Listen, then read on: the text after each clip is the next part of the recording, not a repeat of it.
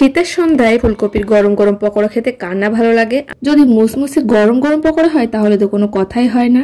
আর এটা হবে দারুণ ক্রিস্পি। তো চলেন আপনাদের সাথে আজকের রেসিপিটা শেয়ার করি। আমার আজকের রেসিপিটা যদি ফলো করেন তাহলে আপনাদের এরকম ফুলকপির পকোড়াগুলোও হবে এরকম ক্রিস্পি। প্রথমে কিন্তু এখানে একটা ফুলকপি থেকে এরকম ছোট ছোট কুচি করে এভাবে কেটে নিয়েছি। দেখতেই পাচ্ছেন এটা কিন্তু একেবারে মিহি কুচি না বা একেবারে খুব বেশি বড়ও না, এইভাবে কেটে নিয়েছি। ফুলকপিগুলো কিন্তু কেটে ভালো করে ধুয়ে পরিষ্কার করে নিয়েছি। এখন একটা পাত্রে কিছুটা পানি দিয়েছি আর এখানে কিছুটা লবণ দিয়ে ভালো করে মিশিয়ে নিচ্ছি।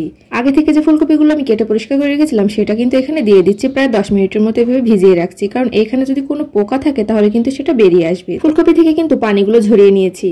এখন এই ফুলকপিগুলোর জন্য একটা বেটার বানিয়ে নিচ্ছি। তার জন্য এখানে লাগছে আমার আদা বাটা 1 চামচ, দিয়েছি রসুন বাটা 1 চামচ, দিয়েছি সামান্য হলুদ 1 চামচের মতো, শুকনো মরিচের গুঁড়া দিয়েছি, পরিমাণ মতো লবণ দিয়েছি, 1 চামচের মতো জিরা গুঁড়া, সবশেষে দিয়েছি মাংসের মশলা 1 চামচের মতো। এখন এখানে কিন্তু আমি ময়দা অ্যাড করছি।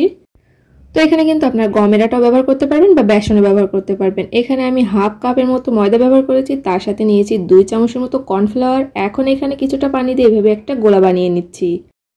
পানিটা কিন্তু আমি একেবারে দেইনি, পানিটা কিন্তু বারে বারে এইভাবে দিয়ে সুন্দর করে একটা গোলা তৈরি করে নিয়েছি, যাতে এর ভিতরে কোনো দানা দানা ভাব না থাকে। এখন আগে থেকে যে ফুলকপিগুলো ছিল সেগুলো কিন্তু এখানে দিয়ে দিচ্ছি। ফুলকপি দেওয়ার পরে কিন্তু ভালো করে এর সাথে কোট করে নিচ্ছি। এখন এগুলো কোট করা শেষ, এখন এগুলো ভাজার জন্য প্রস্তুত। তো তার আগে একটা কথা বলে রাখি, এখানে কিন্তু আপনারা চাইলে ব্রেড গ্রাম বা বিস্কুটের গুঁড়া দিয়েও কিন্তু এগুলো করতে পারবেন। তো আমার এখানে অল্প কিছু বিস্কুটের গুঁড়া ছিল, তো সেগুলো দিয়ে আমি অল্প কিছু করব আর অল্প কিছু কিন্তু এমনিতে এইভাবে ভেজে নিব।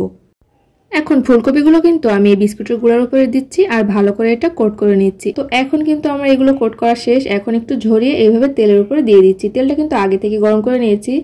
আর একটা কথা মাথায় রাখবেন, তেলটা কিন্তু অনেক বেশি হিট করে ফেলবেন না, মানে মিডিয়াম আঁচে জাল করবেন, তাহলে দেখবেন আপনাদের ফুলকপিগুলো পুড়েও যাবে না, আবার ভিতরে কাঁচাও থাকবে না, আর এটা কিন্তু খুব মুসমুসেও হবে। তো এখন কিন্তু আমি এপিট ওপিট করে ভালো করে লাল লাল করে একটু ভেজে নিচ্ছি। এটা কিন্তু একটু সময় নিয়ে ভাজবেন, মানে খুব জাল জোর দিয়ে কিন্তু খুব তাড়াতাড়ি ভেজে নেওয়ার চেষ্টা করবেন না, তাহলে কিন্তু ভিতরে হালকা একটু কাঁচা হলেও থেকে যাবে।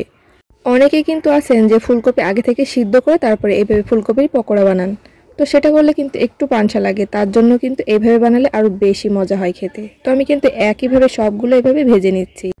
আমার ফুলকপির পকোড়াগুলো কিন্তু সবগুলো এক এক করে ভাজা শেষ হয়ে গিয়েছে। ব্যাস ঝটপট তৈরি হয়ে গেল ফুলকপির গরম গরম পকোড়া। আর এটা কিন্তু খেতে দারুণ মজা হয়। আপনারা বাসায় একবার হলেও ট্রাই করে দেখতে পারেন, এটার স্বাদ কিন্তু অতুলনীয়। তো আমার আজকের রেসিপিটা আপনাদের কাছে কেমন লেগেছে অবশ্যই কিন্তু কমেন্ট করে জানাবেন। যদি আমার ভিডিওটা পেজ থেকে দেখেন তাহলে ফলো দিয়ে পাশে থাকবেন, আর যদি এটা ইউটিউব থেকে দেখে থাকেন তাহলে কিন্তু সাবস্ক্রাইব করে পাশে থাকবেন। সবাইকে অনেক অনেক ধন্যবাদ আমার ভিডিওটা শেষ পর্যন্ত দেখার জন্য।